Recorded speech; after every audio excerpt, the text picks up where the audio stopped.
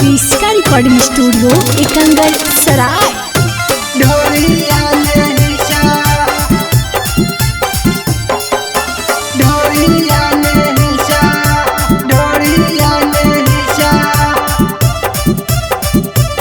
Presented by किसका films. कराली बियाहवा नहीं सुख होवै गे, देवारा से टांग खाली सुख होवै गे, खाली सुख होवै। कराली बियाहवा नहीं सुख होवै गे, देवारा से टांग खाली सुख होवै गे।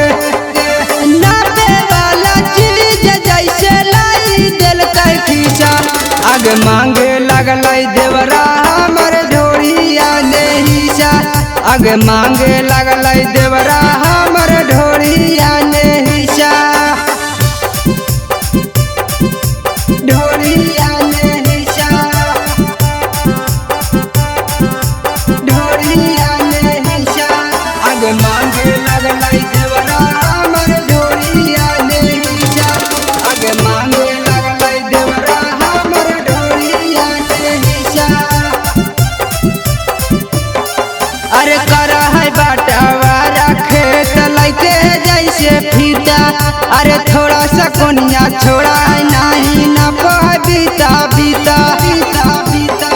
अरे करा है बाटवारा खेत लैके जैसे फीता, अरे थोड़ा सा कोनिया छोड़ा है नहीं न बीता बीता बीता बीता। अरे हमारा पर पड़ल है नहीं देवारा के पीछा, आगे मांगे लगलै देवरा हमर ढोलिया ने हिस्सा, आगे मांगे लगलै देवरा हमर ढोलिया ने हिस्सा, ढोलिया ने हिस्सा, ढोलिया ने हिस्सा। आगे मांगे लगलै देवरा हमर ढोलिया ने हिस्सा।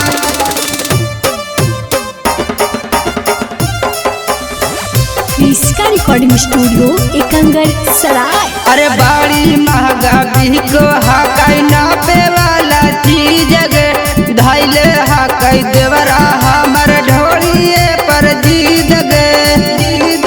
अरे बड़ी महंगा बिको हकै नापे वाला चीज गे, धैले हकै देवरा हमर ढोलिए पर जीद गे।